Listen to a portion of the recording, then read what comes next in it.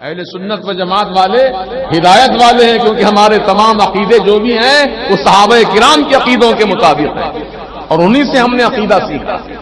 اللہ اکبر۔ تو سرکار کو وہ زندہ مانتے تھے، اور ہمارا عقیدہ بھی یہی ہے کہ سرکار اپنی قبر انور میں زندہ ہیں، نہ صرف زندہ ہیں بلکہ وہ جہاں چاہتے ہیں، جب چاہتے ہیں جاتے ہیں، آتے ہیں، جس کو چاہتے ہیں جلوہ دکھاتے ہیں۔ ان کے لیے کوئی پابندی نہیں ہے، ان کے لیے کوئی قید و بند نہیں ہے، بلکہ وہ اللہ تعالی کی طرف سے مختار ہیں، وہ اختیار رکھتے ہیں، جہاں چاہیں چلے جائیں۔ اس لیے اپنے عاشقوں کے خواب میں تشریف لاتے ہیں، آتے نا۔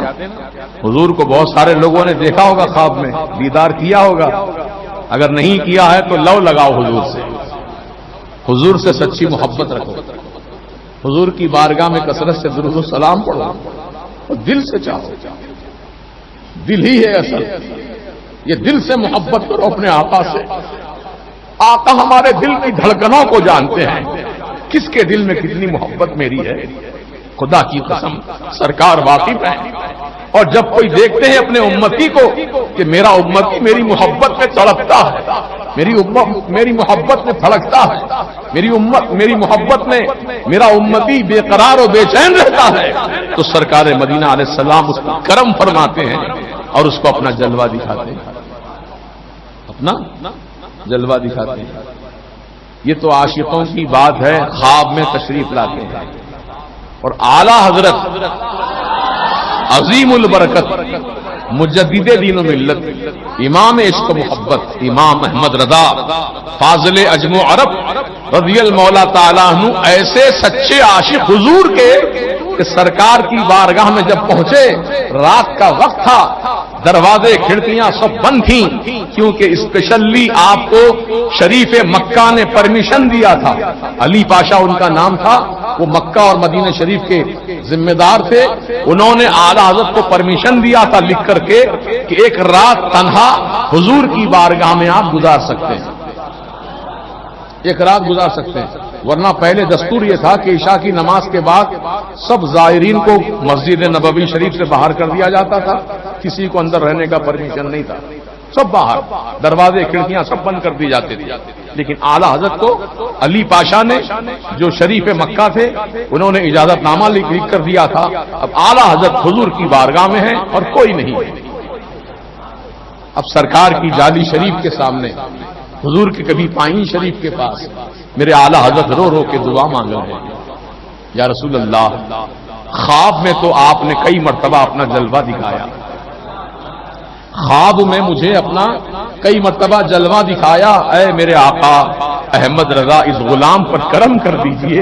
اب احمد رضا خواب میں نہیں، حالت بیداری میں آپ کا جلوہ دیکھنا چاہتا ہے، جیتے جاگتے آپ کو میں حالت بیداری میں سر کی آنکھوں سے دیکھنا چاہتا ہوں، سرکار کرم کر دیجئے۔ پھر آپ نے ایک نعت شریف پڑھی، جو نعت کے اشعار یہ تھے، وہ سوئے لالا زار پھرتے ہیں، تیرے دن اے بہار پھرتے ہیں۔ یہ نعت شریف حضور کی بارگاہ میں اتنے مقبول ہو گئی کہ سرکار نے فوراً امام احمد رضا کا معروضہ قبول فرمایا اور میرے سرکار اپنی قبر انور سے باہر تشریف لے آئے، اور اعلیٰ حضرت نے رسول پاک کو سر سے لے کے پاؤں تک دیکھا اور دیکھ کر پکار اٹھے، اللہ کی سرتاب قدم شان ہے یہ، انسان نہیں انسان، وہ انسان ہے یہ۔ قرآن تو ایمان بتاتا ہے انہیں اور ایمان یہ کہتا ہے میری جان ہے یہ۔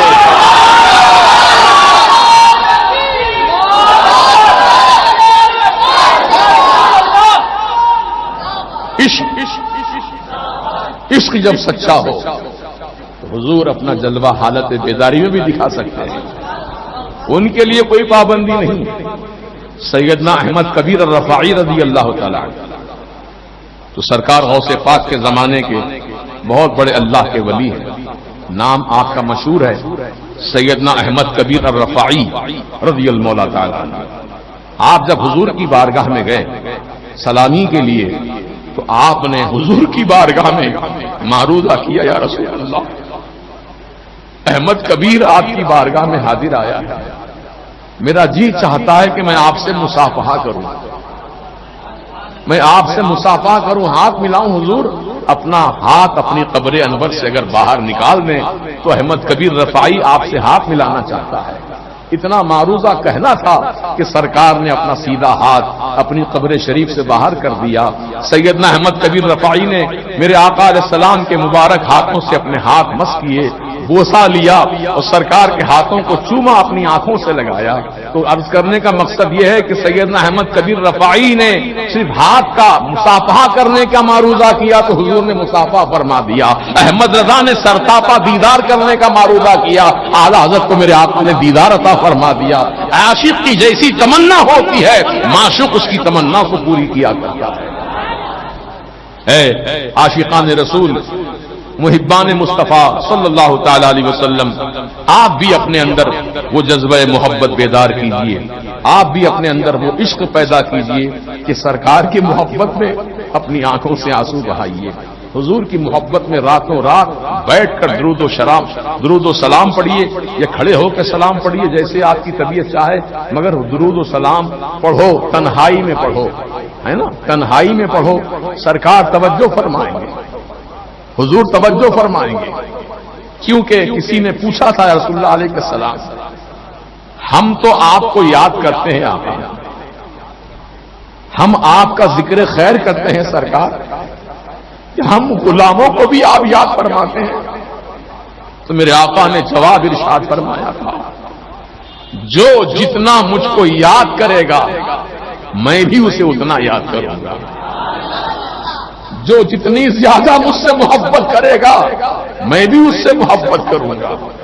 ارے ہم تو اشرف المخلوق ہیں، اللہ پاک نے انسان بنا کر پیدا کیا، مسلمان بنایا، حضور کا امتی اور غلام بنایا، یہ ساری نعمتیں اپنی جگہ مسلم ہے۔ پہاڑ کو کیا کہیں گے؟ پتھر ہے، احد پہاڑ جو مدینے پاک میں ہے، احد پہاڑ مدینہ شریف میں ہے جہاں جنگ احد ہوئی تھی۔ میرے آقا علیہ السلام نے فرمایا، جبل الاحد یحبنا فنحبہ، احد پہاڑ ہم سے محبت کرتا ہے، ہم بھی اس سے محبت کرتے ہیں۔ جب پہاڑ محبت کرے تو سرکار بھی پہاڑ سے محبت فرمائے۔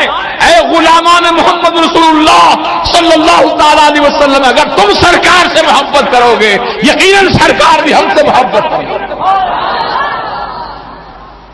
محبت بہت بڑی شے ہے، محبت الفاظ سے نہیں کی جاتی ہے، زبان سے نہیں جتائی جاتی ہے، محبت کا تعلق انسان کے قلب سے ہے، دل سے ہے۔ دل کو اپنے متوجہ کر دو حضور کی طرف، لو لگاؤ حضور کی بارگاہ میں، سرکار یقیناً کرم فرمائیں گے۔